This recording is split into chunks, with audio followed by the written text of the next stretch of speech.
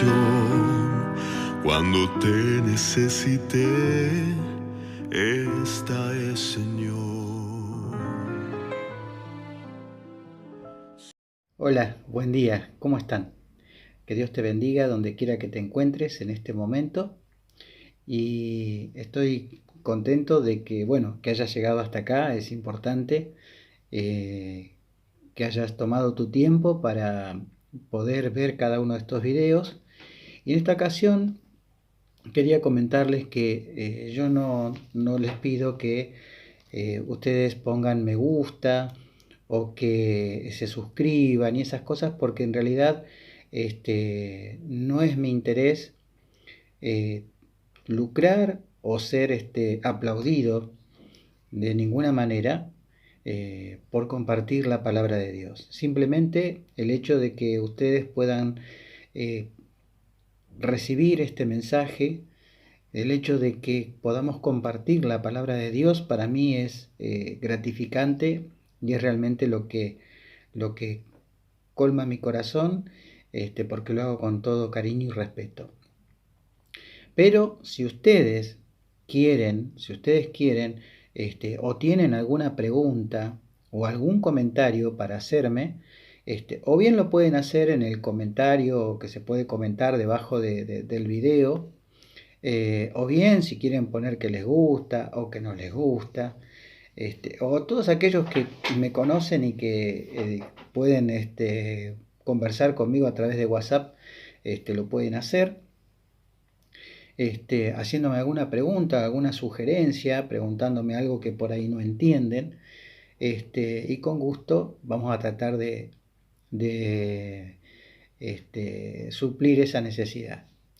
Así que vamos a continuar nuestro estudio a partir de donde lo dejamos la vez pasada, pero aclarando algunas cositas que hemos dicho al pasar muy rápidamente. Lo aclaro, es decir, lo digo rápido, lo paso casi que a vuelo de pájaro, porque si no tendríamos que hacer una serie mucho más larga. Por eso este video va a modo de introducción, porque me roba minutos para poder desarrollar el tema. Y voy a explicar, es decir, porque llegamos hasta Primera de Reyes 17, cuando hablamos del profeta Elías, del rey Acab y de la reina Jezabel.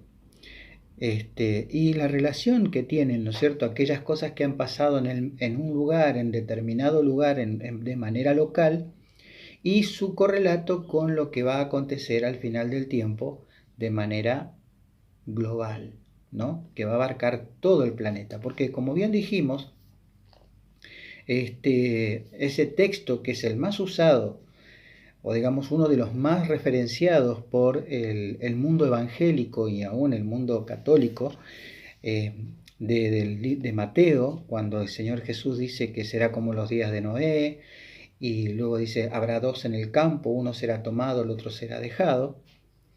También cuando habla se refiere a las dos mujeres. Este texto que es más referenciado no se refiere justamente a esas dos mujeres de las que estamos tratando de describir, ¿sí? ¿Y qué relación tiene este tema, ¿no?, de aquello que ocurre en el medio local y que se va a repetir al final del tiempo, pero de manera global, ya que el texto que acabamos de decir sugiere, o sea, lo que Jesús quiere decir, que habrá dos en el campo, que el campo es el mundo, y dos son los dos grupos o las dos iglesias, porque después dice que son dos mujeres que están moliendo en un molino, y el molino es donde se amasa el pan, o se hace la harina para hacer el pan, que es la palabra de Dios.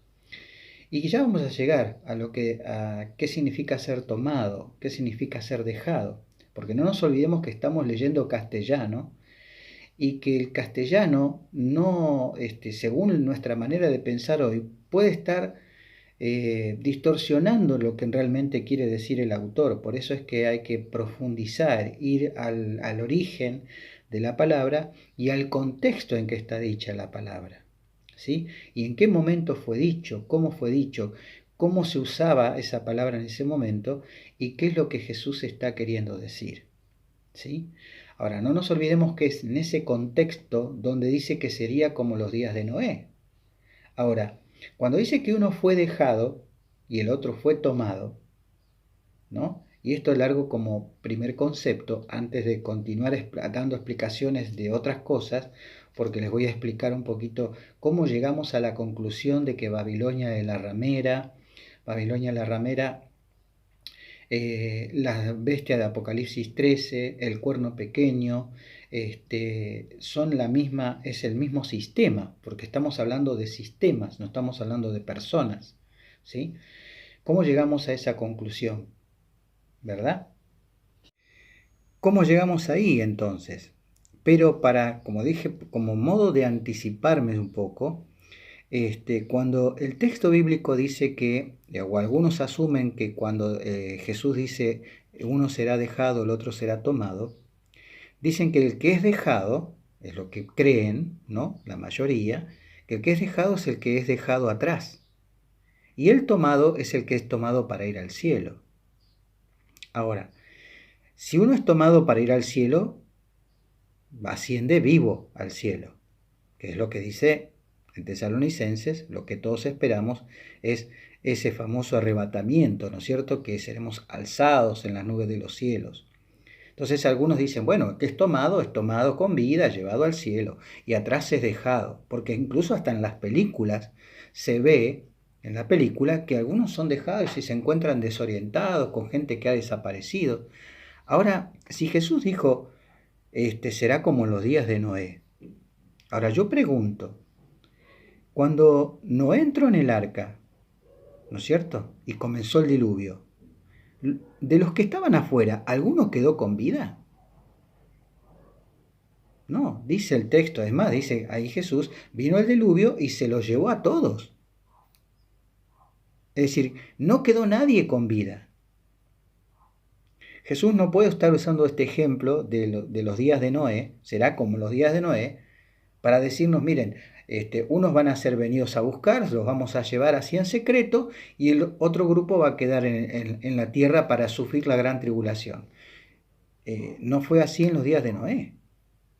Hubo un grupo que entró en el arca, se cerró la puerta, los otros siguieron haciendo su vida normal y mofándose de los que estaban en el arca, de su creencia, de su fe, de que el diluvio que jamás había llovido, que era una locura, hasta que empezó a llover. ¿Se entiende? Entonces, y todos ellos se perdieron. Ninguno fue dejado con vida atrás. Esto a modo de, digamos, de ilustrarles un poco el significado, es decir, que uno tiene que leer y pensar muy bien lo que está acerca de lo que está leyendo y meditarlo. ¿Qué es lo que estoy leyendo? Y prestar mucha atención a las señales que Jesús nos da. Bien, con respecto entonces a cómo es que concluimos, ¿sí? Porque me han preguntado, ¿quién es Babilonia? ¿Por qué Babilonia la ramera? Si bien he dado datos diciendo que se trata de una mujer. Y cuando la Biblia habla de una mujer se refiere a la iglesia, ¿sí? En el libro de Efesios, Jesús dice que el hombre debe amar a su mujer como Cristo amó a la iglesia y dio su vida por ella, ¿sí? También en Mateo Jesús habla de las bodas, ¿no es cierto?, de las bodas del Cordero, o sea, Él es el esposo, viene el esposo, ¿sí? Por lo tanto habla de que la mujer, la iglesia, es su esposa. Pero en este caso está hablando de una mujer que ha sido adúltera y en lugar de tener relaciones con su esposo, que es Cristo, esas relaciones las ha tenido con los reyes de la tierra, que es el poder político reinante. Ahora, ¿cómo podemos concluir que se trata de siempre del mismo poder o del mismo sistema? ¿Cómo comienza esto? Bueno, en el libro de Daniel, hay un hecho en el capítulo 2, donde el rey Nabucodonosor, que era el rey de Babilonia, tiene un sueño. El sueño se le olvida y él quiere saber porque quedó como perturbado por lo que había pasado, lo que había visto en el sueño, y entonces él manda a llamar a los adivinos, a los que leen la palma de la mano, a los que leen el horóscopo y consultan a las estrellas, y mandó a llamar a los que consultan la bola de cristal y a los que consultan, o sea, toda serie de cosas que para Dios son abominables, ¿sí? No me puedo extender tampoco en eso, pero podríamos buscar versículos que hablan de que para Dios eso es una abominación, incluso hasta el consultar a los muertos, ¿sí? Entonces, dice que él llama a estos adivinos, entre ellos también estaban el profeta Daniel, había hebreos que habían sido traídos cautivos a Babilonia, entonces estaba Daniel con sus compañeros, Sadrach, Mesach y Abednego, o Misael, Azarías, no me acuerdo ahora el otro nombre, bueno, y entonces él y sus compañeros también tuvieron que comparecer ante el rey porque iban a ser asesinados. ¿Por qué? Entonces dice, porque los caldeos, o sea, los adivinos, dijeron, los caldeos respondieron delante del rey y dijeron, no hay hombre sobre la tierra que pueda declarar el asunto al rey. Además de esto, ningún rey, príncipe ni señor preguntó cosa semejante a ningún mago, ni astrólogo, ni caldeo. Es decir, lo que el rey les pedía era que le dijeran qué había soñado. No solamente que le interpretaran el sueño, sino que le dijeran qué es lo que él había soñado, que no lo podía recordar. Entonces imagínense que ellos le dicen, no, ningún rey jamás ha pedido algo, y lo que el rey está demandando, ustedes pueden leer el capítulo, dice, lo que el rey demanda es algo que solamente los dioses conocen, y lo que demanda el rey es algo que no podemos decirle. Lo que quiero decir es que no había ninguna manera de poder saber lo que un hombre tiene en su mente. Es decir, el único que puede saber los pensamientos de los hombres es Dios. Por eso es que los adivinos intentaban disuadir al rey Nabucodonosor de algo que ellos no podían decirle de ninguna manera, porque ellos mismos dicen, los dioses, solamente los dioses saben estos secretos, y ellos los esconden, ¿no? Sin embargo, dice la Escritura que Dios no hará nada sin que declare sus secretos a sus siervos los profetas. Es decir, Dios puede revelarnos cosas que son necesarias para nosotros, y más para darse a conocer como el Dios que es. En fin, entonces, lo que sucede a continuación, que Daniel ora con sus compañeros, Dios le revela a Daniel el sueño y también su interpretación. Y esto es lo que nos interesa más a nosotros, ¿no? En este momento. Pero Daniel se presenta delante del rey, le hace notar que solamente Dios puede revelar esto, y le dice al rey, mira, estabas por dormirte y estabas en tu habitación pensando en lo que habría de venir, y entonces Dios te ha revelado lo que ha de venir en lo futuro. Entonces también le dice, este es el sueño, o sea, el sueño era una imagen, una enorme estatua de diferentes metales. Yo lo voy a relatar porque si no sería muy largo leerlo, pero ustedes pueden leer el segundo capítulo del libro de Daniel. Y esa imagen tenía, en su cabeza era de oro, su pecho era de plata, el muslo de bronce, las piernas de hierro y los pies en parte hierro y en parte barro cocido. Y entonces le da la interpretación. En el versículo 36 del capítulo 2 dice, este es el sueño, también la interpretación de él, o sea, del sueño, le diremos al rey. Tú, oh rey, eres rey de reyes, porque el Dios del cielo te ha dado reino, poder, fuerza y majestad. Es decir, tú eres rey no porque por tu grandeza, sino porque Dios te ha colocado en ese lugar. Es decir, lo que infiere el texto, lo que quiere decir este capítulo, es que Dios está al control de todo lo que acontece en la humanidad. Es decir, el presidente que hoy tenemos así no nos guste, es el presidente que Dios escogió para cumplir los propósitos que Él tiene.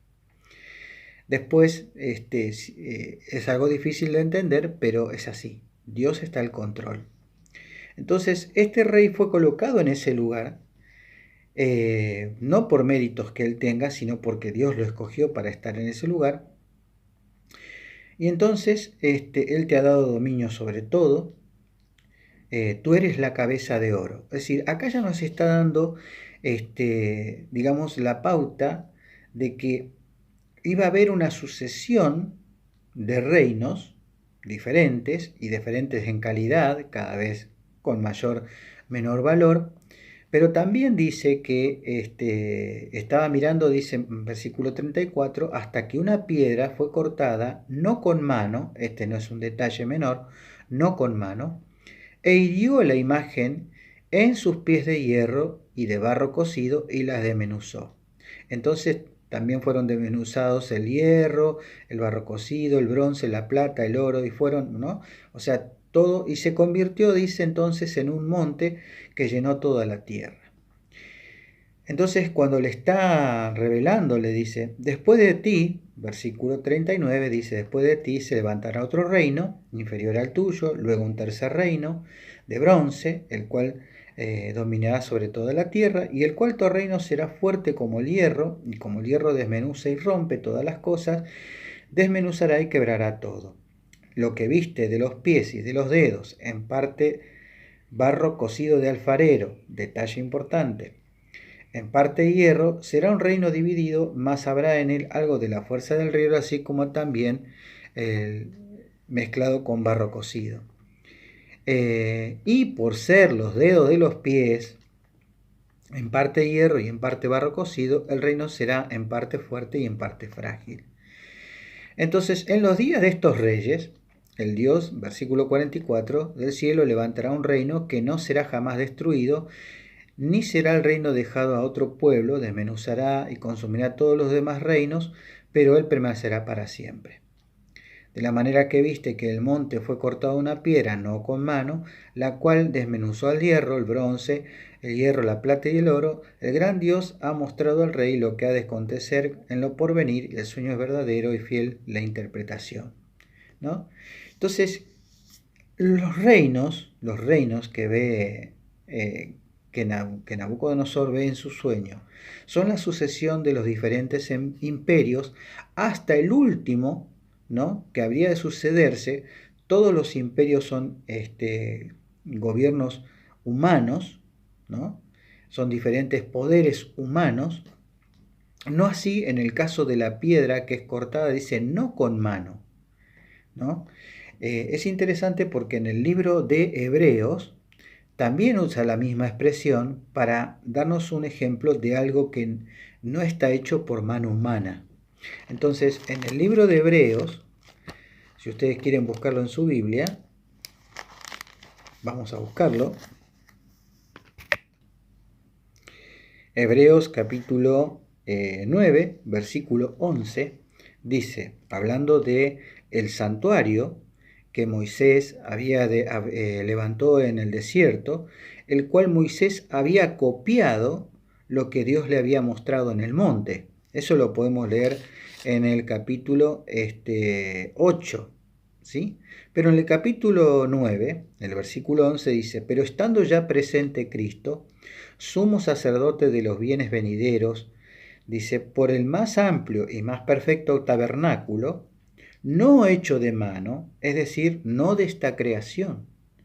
Es decir, lo que Dios le mandó a erigir a Moisés el santuario fue una copia de lo que Dios le mostró a Moisés, algo de lo que había en el cielo. Por lo tanto, ese reino, esa piedra que es cortada, dice, no con mano, esa roca que golpea la base de la estatua, quiere decir que si golpea la base de la estatua, no la cabeza, sino la base, es porque en el tiempo de esos reinos es cuando ocurriría, ¿no?, el establecimiento del reino de Dios. Es decir, lo que Dios está diciendo en su palabra es que vendrían una sucesión de reinos hasta su segunda venida.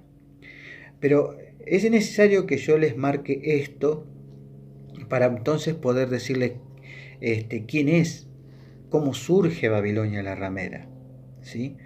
Y por qué cuando Jesús habla en el rapto secreto, supuesto rapto secreto, ¿no?, de Mateo 24, habla de que habrá dos mujeres moliendo en un molino, una será dejada, una será tomada y la otra será dejada.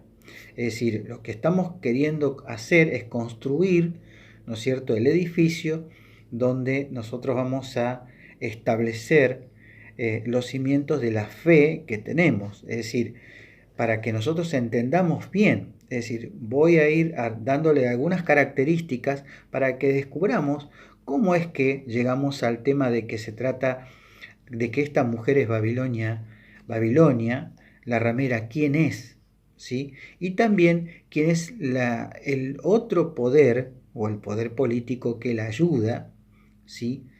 Y referente a lo que hablamos anteriormente acerca de el Primera de Reyes, cuando hablamos del profeta Elías y su relación con esa historia, ¿a quién representa Acab? ¿A quién representa Jezabel? ¿No? ¿Quién representa Elías? ¿Quién es la viuda? ¿No? Todo eso, en el libro de Romanos dice que todas las cosas que se escribieron antes para nuestras enseñanzas se escribieron a fin de que por la paciencia y la consolación de las Escrituras tengamos esperanza. Es decir, nosotros podemos ver que lo que aconteció en el pasado en una región local es lo que se va a repetir a futuro en una, digamos, en una situación global. Voy a dejar hasta acá, porque ya me he extendido mucho en este video, y vamos a continuar de a poco avanzando para ir conformando, como dije, el edificio de este tema, ya que solo hemos hablado de la primera parte del versículo que mencionamos al principio, donde Jesús mismo dice que Él vendría como ladrón y debemos guardar nuestras ropas, ¿sí? Para que no se descubra nuestra vergüenza. Entonces, vamos a dejar aquí. Este es la cuarta parte y continuaremos en el próximo video. Que Dios te bendiga.